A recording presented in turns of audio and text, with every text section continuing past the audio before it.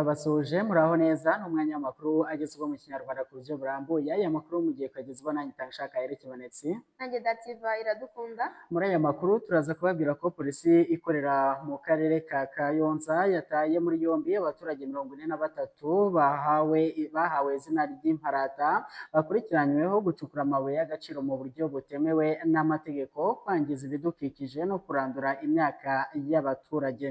Turaza no kujya muri Kirehe tubabwire ko ubuyobozi bwa koperative Kopiriki Cyunuzi ihinga umuceri mu gishanga kiri hagati y'akarere ka Kirehe na Ngoma mu ntara y'Iburasirazuba bwasabye Minisitiri w'Ubutegetsi bw'Igihugu Habimana Dominique kubafasha kwishyuza umwenda wa miliyoni 64 bamaze igihe batabona kuva muri 2019 date. Turaza no kujya hanze y'imbibi z'u Rwanda. Turaza kubabwira ko Perezida w'Inteko Ishinga Amategeko ya Uganda Anita Amongi yasabye kutongera guhatanira uyu mwanya kubera inkomoko y'ubukungu bwe itavugwaho rumwe. Turaza no kubabwira ko Donald Trump yatangaje ko umugenzi we w'Ubushinwa Xi Jinping yamwijeje ko Beijing itazigera iha intwaro Iran muri ibi bihe Iran ihanganye na Leta Zunze Ubumwe za Amerika mu ntambara. Hanyuma reka twakire mugenzi wacu Yotamu nawe atugezaho amakuru avuga mu myidagaduro. Yotamu, hagezweho iki mu myidagaduro?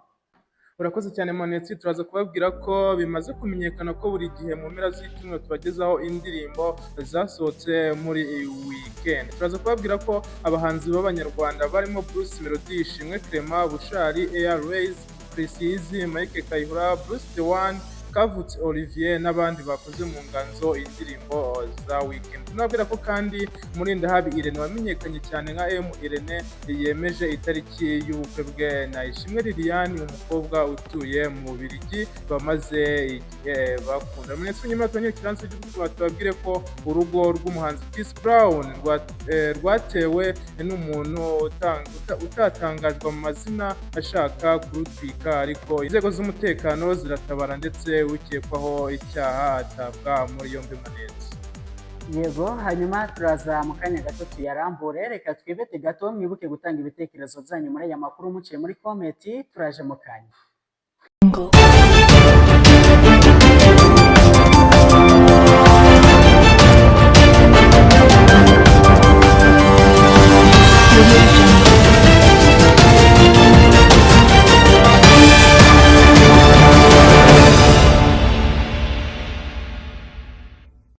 Twongeye kubaha ikaze muri aya makuru mu kinyarwanda ku buryo burambuye. Twari tubikomojeho mu ncamake. Polisi y'u Rwanda ikorera mu karere ka Kayonza yataye muri yombi abaturage 43 bahawe izina rya imparata bakurikiranyweho gucukura amabuye y'agaciro mu buryo butemewe n'amategeko, kwangiza ibidukikije no kurandura imyaka y'abaturage dati. Imanetsi, aba baturage batawe muri yombi bakoreraga mu murenge wa Kabare mu karere ka Kayonza. Inyuma y'amakuru yatanzwe n'abaturage yuko bakomeje kurandura imyaka, amashyamba, urutoki n'urugomo bakorerwa n'abantu bacukura amabuye y'agaciro mu buryo butemewe. Umuvugizi wa polisi mu ntara y'Iburasirazuba SCP Twizeyimana Hamduni yavuze ko abaturage bangiza ibidukikije rimwe na rimwe bakanagira urugomo bakangiza imirima y'abaturage. SCP Twizeyimana yavuze ko ubu buryo aba bafashwemo bacukuramo amabuye butejeje inkeke kuko basiga ibinogo bishobora guteza ibyago cyangwa bikaba byakishamo n'abajura bakangiriza abaturage.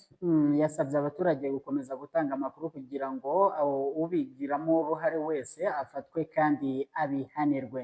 Naho mu karere ka Kirehe ubuyobozi bwa koperative Kopiriki Cyunuzi ihinga umuceri mu gishanga kiri hagati y'akarere ka Kirehe na Ngoma mu ntara y'Iburasirazuba bw'igihugu bwasabye Minisitiri w'Ubutegetsi bw'Igihugu Habimana Dominique kubafasha kwishyuza umwenda wa miliyoni 64 y'amafaranga y'u Rwanda baberewemo kuva muri 2019. Manetsi, ibyo byavugiwe mu karere ka Kirehe mu murenge wa Gatore kuri uyu wa 15 Gicurasi 2026 ubwo Minisitiri Habimana yasuraga abahinga umuceri mu gishanga cya Cyunuzi. Ni igikorwa cyaranzwe no kuganira n'abo bahinzi mu miterere y'ubuhinzi bakora n'imbogamizi zigikeneye ubufatanye zashakirwa ibisubizo. umuyobozi wa koperative Kopiliki Cyunuzi Harerimana Evariste yagaragaje ko hari intambwe iyo koperative yateye kuko yatangiye mu 2006 ihinga kuri hegitari 12 zidatunganyije ariko ubu igeze kuri hegitari 490 zitunganyije n'izindi 10 zidatunganyije kandi iteganya no kongera izindi hegitari 100. Iyo koperative kandi yabashije kugura imigabane 10 ifite agaciro ka miliyoni zirenga 160 y'amanyarwanda mu ruganda rwa Kirehe Rice rutunganya umuceri, ihinga ndetse ikora n'ibindi bikorwa bizamura imibereho y'abanyamuryango bayo birimo serivisi z'imari n'iz'irindi shoramari.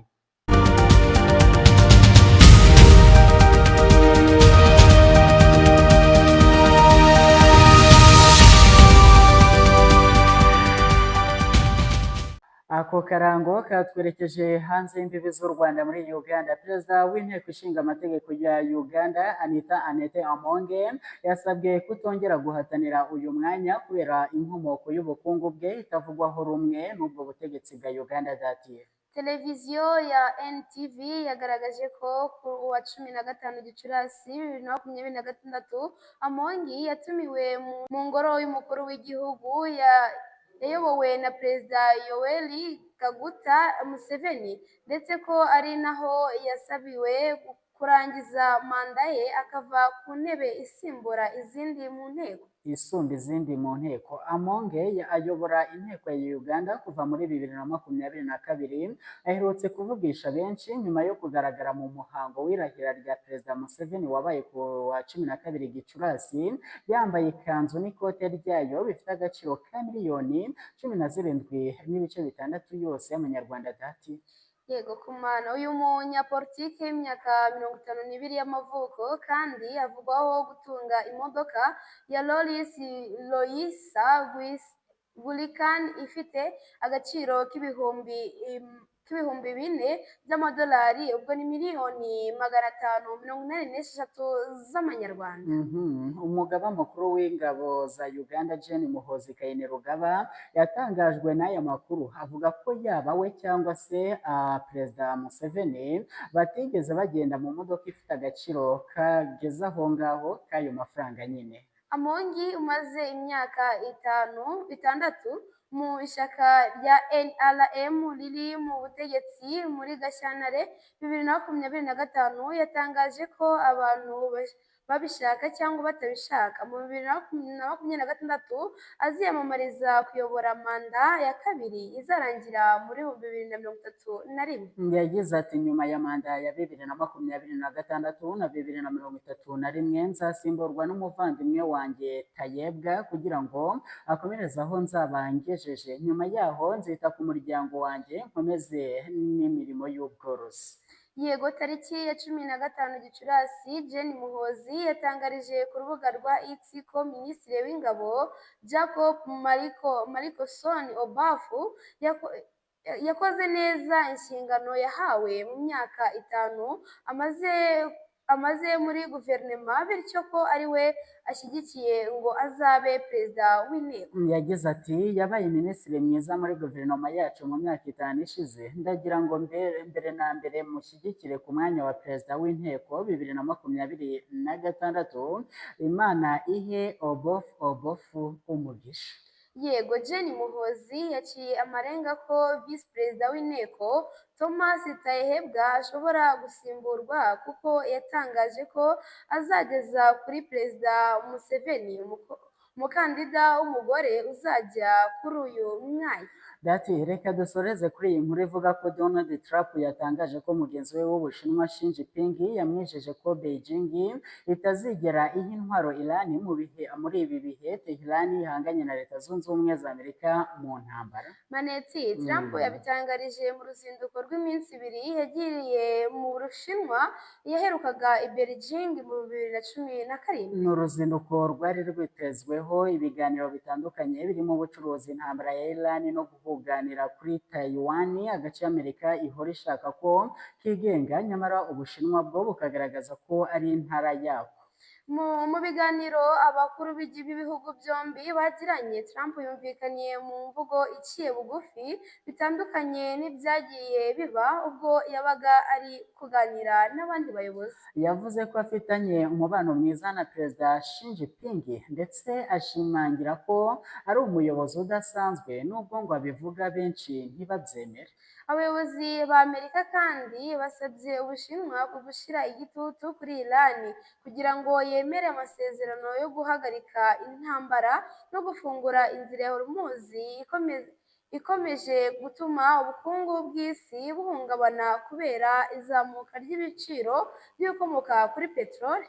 Trump yabwiye Fox News ati perezida w'Ubushinwa yambwiye ko atazayiha ibikoresho bya gisirikare ubwo yavugaga Iran.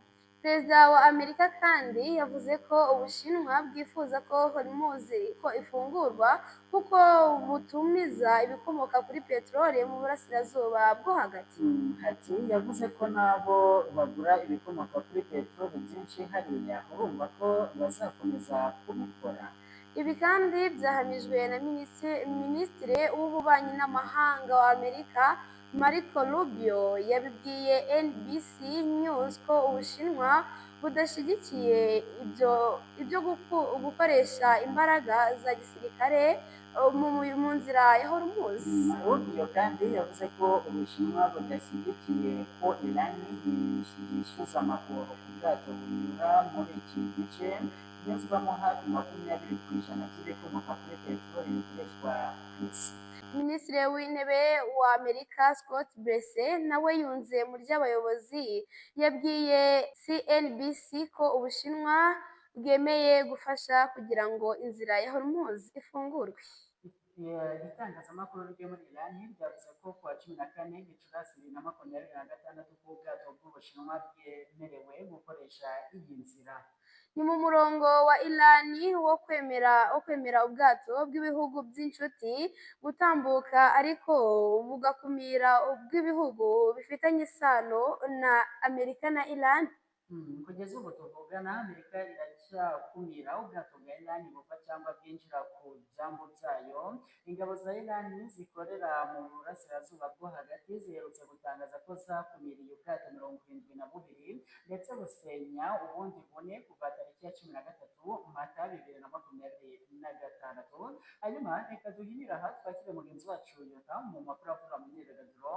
Yotamu, uhawe ikaze. Urakoze cyane Manetsi, nk'uko twabikomoje rero bimaze kumenyerwa ko buri mpera z'icyumweru tubagezaho indirimbo z'abahanzi batandukanye ziba zarasohotse mu cyumweru kiba kirangiye mu gukomeza wa mujyi wo kubafasha kugira wikendi nziza. Nk'uko bikomoje rero abahanzi b'Abanyarwanda barimo Bruce Melody, Ishimwe Clement, Bushari, Airways, Chris Easy, Mike Kayihura, Bruce The One, Kavutse Olivier n'abandi bakoze mu nganzo basohora indirimbo za weekend.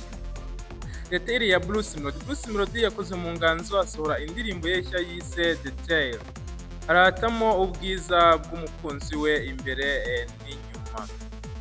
Nibikunda ya Aline Sano wari umaze iminsi muri Leta Zunze Ubumwe za Amerika yasohoye indirimbo nshya yise Nibikunda, yasohoreye anahafatira amashusho yayo. Isengesho rya Mama, Ishimwe Clement na Nere Ngabo. Indirimbo Isengesho rya Mama igamije gushimira mama wa Ishimwe Clement ariko n'ababyeyi b'abagore muri rusange. Shidomani ya Bushari. Shidomani ntabwo ari izina ry'indirimbo ahubwo ni izina rya EP uyu muraperi Bushari yashyize hanze. Iyi ikaba iriho indirimbo nka Amarira, Umwijima, Ndamutse Mbonye Dof, Ndabura ndetse niyo yise Zezeze. My Mind ya Utanice na Chris Easy. Indirimbo My Mind ya Utanice yafatanyije na Chris Easy baririmbamo inkuru y'urukundo aho umwe abasaba umukunzi we kutamujya kure kuko atabasha kubaho atamubona. Yasohotse kuri Audiomack. Mungu awe nanyi daima ya Sara Sanyu ubarizwa muri Ambassador of Christ nyuma yo gutangira urugendo nk'umuhanzi ku giti cye ndetse agahita ateguza alubumu ye ya mbere. Akomeje gusohora indirimbo ze nshya zirimo yitwa Mungu Awe Nanyi Daima aherutse gusangiza abakunzi be. Inkindi y'Intore ni indirimbo ya Inkindi. Umuhanzi Inkindi yasohoye indirimbo ye nshya yise Inkindi y'Intore yakozwe mu buryo bw'amajwi na Buringo afatanyije n'abarimo Bob Brown. Cape Esimire Ambassador of Christ. Korali Ambassador of Christ yitegura kwizihiza imyaka 30 imaze mu murongo w'ivugabutumwa yasohoye indirimbo nshya yise Cape of Smile. Fire ya Kavutse Olivier. Fire ni indirimbo Kavutse Olivier yasubukuriyeho umuziki yifatanyije n'umuhanzi C Music ari gufasha ndetse n'umunya-Nigeria witwa Gaize Baba usanzwe uzwi muri gospel ya Nigeria. Risque ya Bruce the One. Uyu muhanzi uri mu baraperi aririmbamo ko iyo umuntu akuye amaboko mu mifuka byanze bikunze agira ibyo ageraho mu iterambere kuko nta cyubuntu kiba kuri iyi si. Intwaza ya Mike Kayihura. Mike Kayihura uri mu bagezweho i Kigali yasohoye mu buryo bw'amajwi indirimbo zigize EPA yise Intwaza amaze iminsi amuritse ku mugaragaro. Ni EP igizwe n'indirimbo 6 zirimo Kamono yari isanzwe iri hanze. Urakoze cyane Gatamu. Noneho mbere y'uko tugana ku musozo reka tubabwire ko perezida wa Niger Bola Tinubu yemeje ko Abu Bilal al-Minuki wafatwaga nk'umuyobozi wungirije wa Islamic State yiciwe mu gitero cyagabwe n'ingabo z'icyo gihugu ku bufatanye n'iza Leta Zunze Ubumwe za Amerika. Igikorwa cyanatangajwe na perezida wa Leta Zunze Ubumwe Donald Trump. Perezida Tinubu yagize ati ingabo zacu za Niger ku bufatanye n'iza Leta Zunze Ubumwe za Amerika zagabye igitero cyashigishije ubuyobozi bwa Islamic State. Ku ruhande rwa Trump yatangaje ko ibi ari urugero rufatika rw'ubufatanye nyabwo mu kurwanya iterabwoba. Ni ikindi gikorwa gishegeshe ubuyobozi bwa Islamic State nyuma y'urupfu rwa Abu Barika al-Baghdadi wayoboraga uyu mutwe wishwe muri 2019. Tinubu yatangaje ko al-Minuki yishwe ari kumwe n'abungiriza be mu gitero cyagabwe mu kibaya cy'ikiyaga cya Chad. Icyo kibaya gihuriweho n'ibihugu bya Nigeria na Cameroon. Ni ahantu hakunze kuba ibirindiro by'imitwe ya Boko Haram na Islamic State. Dati reka dusoreza aha ngushimire cyane. Nawe ndagushimiye cyane Manetsi ndetse na Yotamu. Yotamu nawe reka tumushimire wadufashije mu makuru y'imyidagaduro. Namwe mwakoze cyane ngaho mugire ibihe byiza kandi mukomeze mubane n'amahoro y'Imana. Turabashimiye cyane. Bye bye.